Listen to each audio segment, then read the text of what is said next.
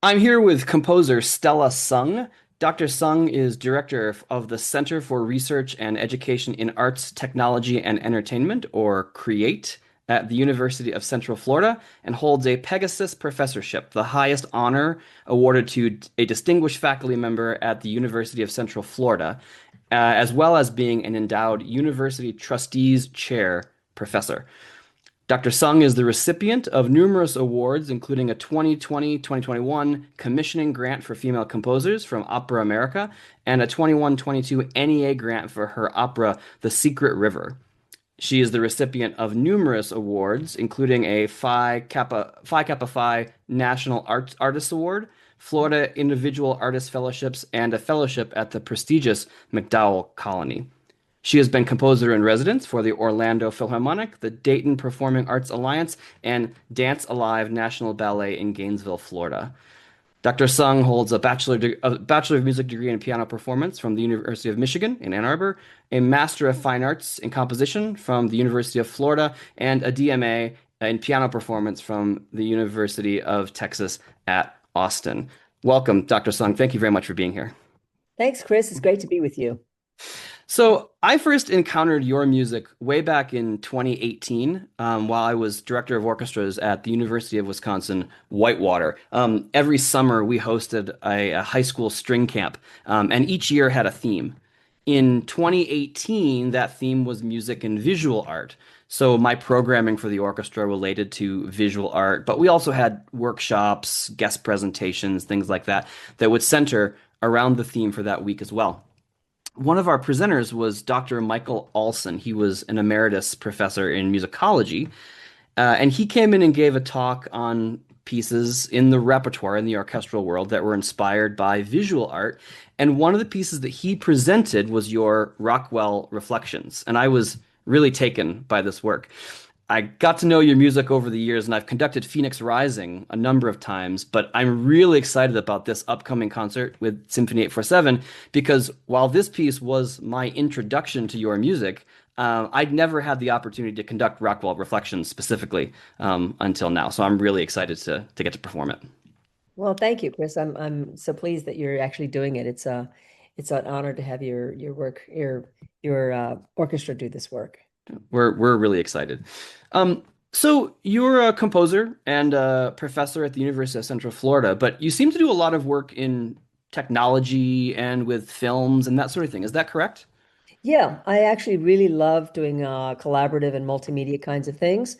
So I've been doing this for a long time, even when way back when we were using slides and projectors to do multimedia things. I did one composition with the dance company, Dance Alive, in Gainesville, and so we were using visuals, but at that time the technology were slides. But I've always loved it because I think it adds an extra layer of engagement for the audience. It's sometimes kind of tricky because people tend to go to looking at things first, and then the music comes kind of sort of secondary. But if you do it right, I think it helps to inspire the imagination for the audience. And the responses I usually get is that they actually really enjoy that kind of collaborative effort. Yeah. hmm So. For this piece specifically, does your work in film and with that kind of thing, do you have any specific influences or anything specific you're going for with this piece? Or how does that side of your world talk to this piece in particular? Yeah, well, so the Rockwell Reflections was commissioned by the Orlando Philharmonic in 2007, actually 2006, 2007. And my mother is a painter, an artist, and so I grew up with painting and art stuff all around the place. And so I've always, been sort of that's my kind of background and sort of been my world in many ways, although I'm not a visual artist at all. But I appreciate that, and I think that kind of helped inform my sensitivities to visual arts. And so when the opportunity came up to do this work, actually it was part of a tour of the Rockwell's work called American Chronicles: The Art of Norman Rockwell, and it was touring actually throughout the United States. And by chance, it happened to start in Akron, Ohio, and then was coming to Orlando, Florida. And at the time, the conductor was Chris Wilkins, and he conducts both the Akron and conducted the OPO. So we got together with the museum director here in Orlando, and Chris, actually, it was Chris's idea in many ways. He said, "Oh, well, wouldn't it be neat to do a collaborative?" So I took a look at all of the materials that were in this traveling exhibit, and there were a lot. As you know, Norman Rockwell was very prolific and very, very popular. Most people, even still the generation today, will still know of his work. So the process was very interesting for me. I took a look at all the different kinds of things, and then I started feeling try to feel which works would pair well together. Um, and one of the works in there that I saw was particularly interesting to me. It was the Murder in Mississippi uh, illustration painting, and it's very atypical of what you normally think of Rockwell, the sort of warm, fuzzy, sometimes humorous portrayal of American life. And this particular work is based on a civil rights action, and so I thought it was so stunning and so striking to me. I thought, well, I really want this to be in this mix somewhere. So then the trick was trying to find different visuals that would pair up with this particular painting. And so then I found four other paintings that I thought would work really well. And they all portray something that I felt I could, as a composer, tell the story. And so what happens here is that, my work at UCF now is mostly with animators. And of course, that's all story based. And film, of course, is story based. So all of that kind of circles around and ties up into sort of my overall experiences of using visuals and multimedia to tell the story. Yeah. Fascinating. I've been a Norman Rockwell fan for almost my whole life. My mom really likes Norman Rockwell, and we used to have Norman Rockwell prints, in our bedrooms when we Mhm. were little kids. Do you have any particular association with Norman Rockwell? I mean, if your mother was an artist, I'm sure you've known of his work for a long time, but Yes. do you have a particular affinity to his work? I would, well, I do Yeah. now, but up until then, I just always appreciated it and I liked it, and of course, we didn't have so much of his work around the house because we had a lot of my mother's stuff around the house. But it was, everywhere. I mean, you would see his work everywhere, and I still remember calendars, calendars. I think we did actually have some Norman Rockwell calendars, and just you would see his work a lot. And because it was so typical, sort of representational of American life, Yeah. and because of his work with the Saturday Evening Post, then many families, of course, got to know his work. Yeah. I'm glad you touched on the fourth movement, the Southern Justice Yes. movement, because I was so struck when I first started studying this piece a few Mhm. months ago. First thing I did was I printed out the paintings, the images they're based on, and that one it struck me immediately because, as you said, we think of Norman Rockwell as Americana, as warm and fuzzy, as of like the goofy kids with the big ears playing basketball or things like Right. that. And this painting is dark. It is really striking, and to the point that you could convince me that wasn't even by Norman Rockwell. It was a Yeah. fascinating work. Hmm. Yeah. I love how in the piece you transition from that to the Peace Corps movement because it's a strikingly dark work that leads into kind of this optimistic one and a very Americana in the best way. Could you talk a little bit about how you picked the other three paintings to put together with those two? Yeah. Okay. So the Peace Corps. We'll start with the Mhm. last one, which is the Peace Corps. And you're right. It does kind of have that uplifted feeling. And I think after the Southern Justice piece, I felt to end the work. I wanted something, that would be uplifting and so on. So when I saw that illustration, it struck me as the perfect one to pair with that.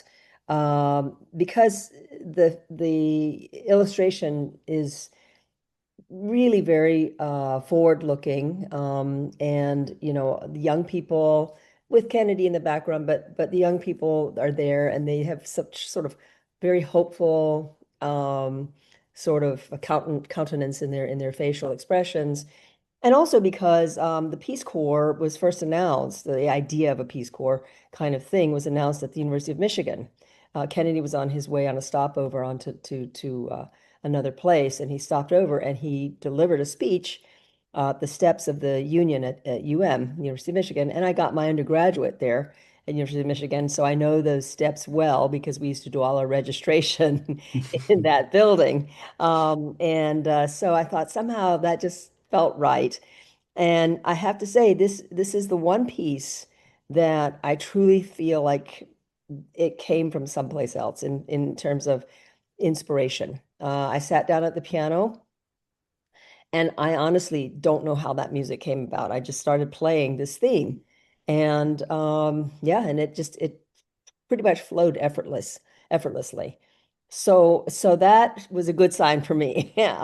Now the other pieces, the first one is Artist Facing a Blank Canvas, and it's short, but I thought, okay, that's a nice earlier work of Rockwell's, but it's so interesting because he is at the easel painting.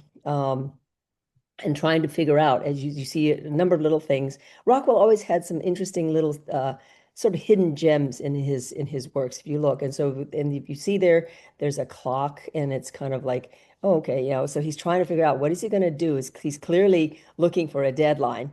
So he's trying to figure out how am I going to face, what am I going to do with this blank canvas. So I thought that one was kind of a nice introduction, and in that is where you'll find the first introduction of the Rockwell theme. And so I think you know that there's a Rockwell theme which I wove into this piece into all movements actually. Then the second one I liked very much because to me it felt like there was a feeling of nostalgia. It's like in my mind it's probably like a grandfather telling Mhm. his grandson, here when I was young, I used to go out to the ocean, I used to go out to the sea, and I had these adventures, and then of course the iconic dog sitting in the back there. Mhm. And I Mhm. liked it because you're seeing the back of these people, and so you have to use your imagination to sort of see what this painting means. And so that was the story I wove in my mind, and then in the music I wove in a sort of a sea chanty kind of thing in the middle of the piece. But so I liked the nostalgic feel of that one. And then the Checkers is a circus piece. Yep. And I like that one also because here was something kind of light and also has a story. It's based on real characters. And so I liked that I could use something sort of comical or a little bit of, lightness to it. So the percussion section gets to do all kinds of funny things in this piece too. And so the audience will hear all these things, and they're busy back there doing all the percussion stuff. So yeah. We're busy sorting through the part assignments right now for that Yeah. for that movement. Well, There's plenty to do for yeah. sure. Well, percussionists, they'll get the part and they'll say, well, I'm going to arrange it this way. So they discover how they want to actually put all the instruments and who's going to play what and so on. Mhm. So it's always kind of fun for them to sort of figure it out. Mhm.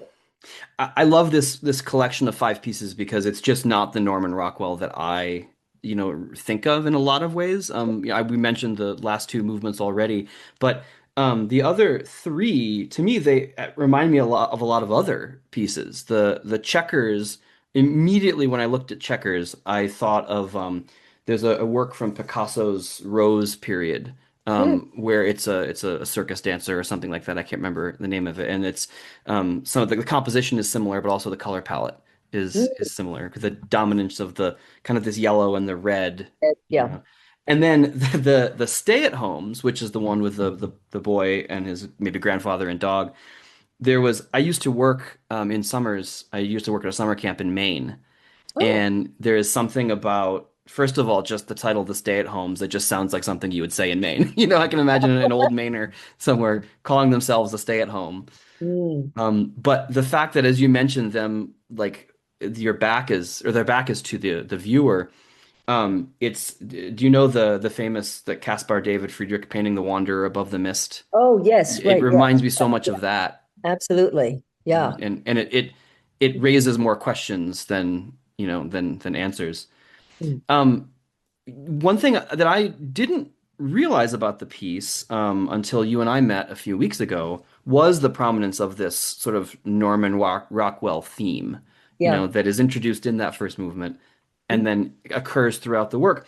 And we're pairing this piece on our program with Pictures at an Exhibition, right? And we're doing the famous Ravel orchestration, Yes. and the we're obviously making the visual art connection, but I also love that in that piece you have the promenade that Right. is the connective tissue. And in your piece, you've got Norman Rockwell, that is my name, connecting Yes. throughout Yes. the entire work. Yeah. Yeah, that's the theme. It's the Norman Rockwell, that is my name. And so yeah, and that you'll find everywhere. You'll find that throughout the whole set, but it's buried in the fourth movement. It's buried in the chords in the beginning, chordal structure. So you don't hear it linearly, but you hear it sort of sort of stacked up in the chords. Yeah. I was hunting for it that a couple days ago in the fourth Oh, movement. Yeah. And yes. I'm pretty sure I Yeah. found them. I'm Okay, pretty good. sure. Yeah. I'm curious about how you think of, so the program is going to be Rachmaninoff's Isle of the Dead, Mm, based on this right. really kind of bleak, Yeah. work. And then yours, which ends very optimistically. And then, of course, Pictures and Exhibition being just a powerhouse and a showstopper, right? I'm curious about how you think of that, about that pairing, or how do you think of your piece, among like other works that are based on visual art? Were you thinking of Pictures and Exhibition when you were writing this piece, or were you thinking of other works that have that visual inspiration, or was it just alla prima and here you go? Yeah. Well, first of all, I love that. I love your program. I think that's going to be a wonderful program. And thank you again for including Rockwell and Absolutely. actually, putting a contemporary piece in there as a, more than just sort of a something you put in the beginning or throw it in at the end or something like that. Because, a lot of contemporary pieces just kind of get a little bit of, lip service, so to speak, and then everything else is more important Yeah. kind of thing. So I really appreciate that you have programmed this um, with that group of other works. The Isle of the Dead, Rachmaninoff is a wonderful piece. Of course, Pictures is fantastic too. So, so thank you, Chris, for doing that. And I hope your audiences will have a visual as well as oral feast there to enjoy, I hope so. And I think our audiences have come to really appreciate that about sort of what our approach has been to programming to programming. For me personally, I really think it's important that I conduct a lot of contemporary music in other parts of my conducting life.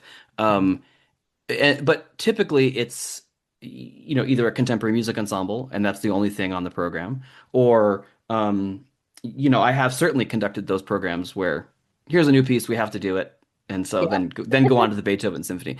yeah. But what I've started to notice, and something I've really tried to do with this orchestra, is to not only give works by living composers kind of a kind of the legitimacy of being put in a prominent spot on a program, but also to be paired in a way that the it's paired with the standard repertoire in ways that not only draws a connection between, say, your work and Mussorgsky's, but also hopefully in a way that your music makes you hear the Mussorgsky differently, and the way that the pieces really do talk to each other, and that it's not just here's a new piece, here's an old piece. Um, That's great, Chris. That's really wonderful. And I personally as a composer, I really appreciate that and that viewpoint, and so that because that's ultimately I think the good programming is where pieces complement each other, but also that they kind of lead to one another in sort of a connective, thread in some way or another. And I think that's really great. So thank you. But yes, to go back to your question, I didn't really have any other visual or any other idea about the programming when I was asked to do this piece. So I did not think, okay, it's going to be paired with, this other piece or that other piece. Because at the time when I was asked to do it, Chris actually didn't know right away what he was going to program. But I do work with, visual artists, and I do enjoy working with that component of something visual to go along. So sometimes there are places where the composition is deliberately paired with other things that inspire visual connections. Yeah. Mhm. Our audience members, many of them are musicians themselves, and quite sophisticated players and listeners. Mhm. But I think many of them don't have the opportunity to talk to composers like we're doing right now. So I'm wondering if you could give us just a little bit of an insight. So this other conductor, this other Chris conductor, came up to you and asked you to write a piece, Mhm. and says, "Here's kind of an idea. How does that work? What is that process like? How, from your perspective, Mhm. is this you have 2 weeks, good luck? I mean, how does that Yeah. whole process work? So, it's very different from every collaborative, two people or three people or whatever. Many people get together and they say, okay, let's do something new. And so I personally I like to have input and feedback. So when I was working on Rockwell, I started, writing the piece, and I would send bits and pieces of the score, or at that time the MIDI recordings, to Chris, and he would give me good feedback. And sometimes it was, this is really great, and sometimes it's like, oh, that's maybe, think about something here. And so, I like working back and forth. I like that dialogue.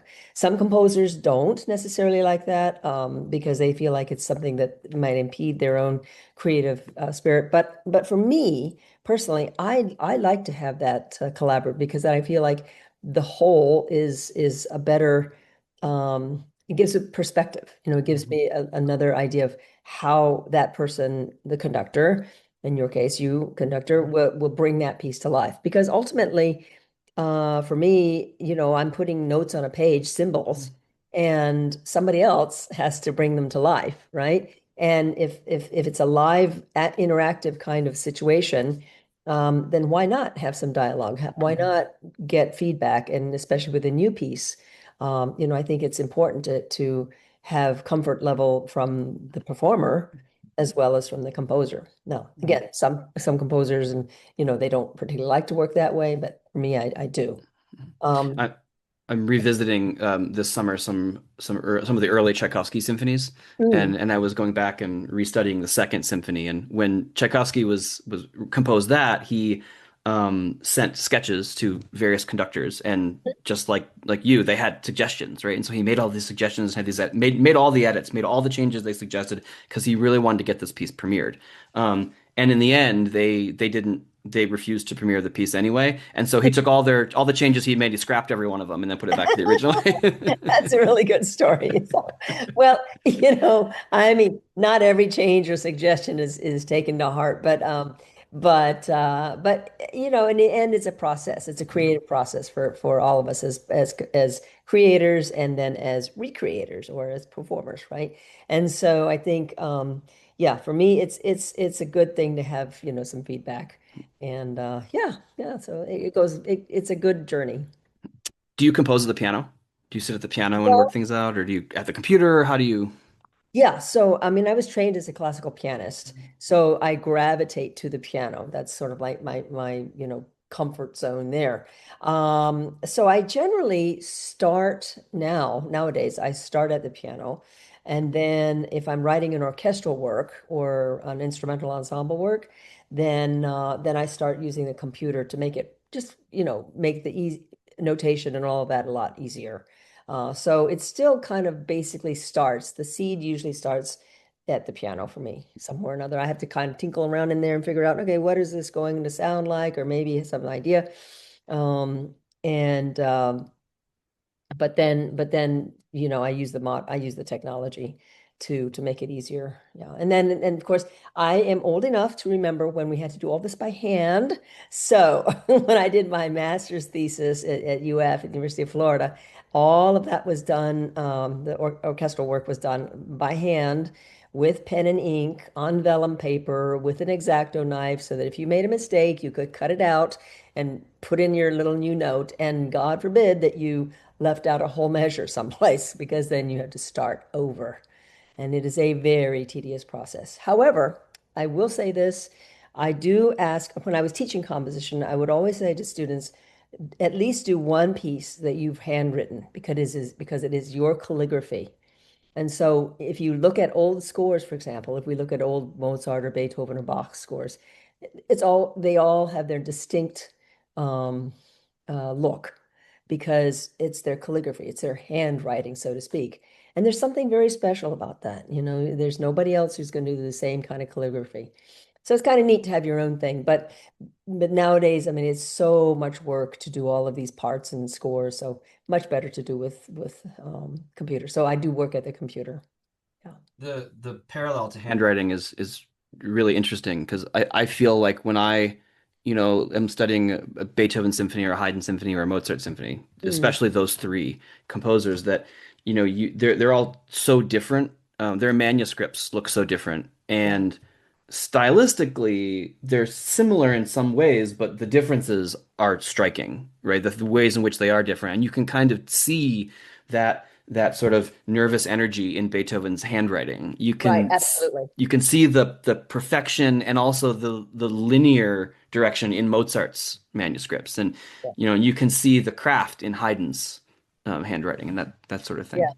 It's neat if you look at facsimiles, and you can buy these online and elsewhere. When I was in Europe, I went around to old bookstores, and every so often I'd find, one facsimile thing that came up, and would snap that up and get it. And it's because it is interesting to see, and you can see like in Beethoven's. I had one of his Appassionata sonata, piano sonata, and it's as messy as all get out. It's like, oh my God, how on earth could his copyists figure out what to put in there because it's pretty hard to read sometimes, but it is fascinating because you see the process unfold. That really endeared me to Beethoven, or endeared Beethoven to me. I'm not sure, Yeah. quite a bit. I really felt like when I saw Beethoven's, not his manuscript, but his changes, his rough drafts, Yep. that's where I felt like I started to kind of get inside his brain a little bit, and I Yeah. kind of understood what he was doing, Yeah. you know. Yeah. Similar to my rough drafts are similar, not so much for compositions, but my dissertation and Oh various yeah. things like that. I mean, geez, what a mess those first drafts are. I know, and it is kind of interesting. I mean, and writers and anyone who does something where you have multiple drafts, it is and we don't save. I mean, for those of us who work with computers now, if you're writing, like dissertations and stuff, we save the earlier versions, but it's not the same as then when you look at it and you think, oh my gosh, I forgot that, or I put that in there earlier or something like that. So, but it is cool to see the that thought process, you know? Yeah. Yeah. If I can end with a bit of a selfish question, is there anything that, as I prepare this work and as we start to get into rehearsals in a few weeks, is there anything I should know as I continue to study this work, or is there anything that you would like our musicians to know as we start to prepare it for performance? Um, no, I mean, I think the first of all, of course, I hope that the musicians will take some time to look at the illustrations to know what the visual is. So, I would encourage them to take a look and kind of bring their own imagination, to the story. Take a look at each illustration, each painting, and think, okay, so what does that mean to me? What do I see in that? And then maybe how did Stella put that into musical terms? But I would love for all the musicians who are studying this work to also study the painting and put their own thinking of their own story in there. Same for you too. But I love to see what other people do, what kind of interpretation you bring. I'm excited to hear that. And I'm sorry I won't be there at the performance, but hopefully I can hear a recording. But I always like to give people a little freedom, to interpret. And you're a wonderful musician and conductor, so I have no worries about the music being in good hands. Well, thank you very much. And I really appreciate, I'm so excited to get to do this piece.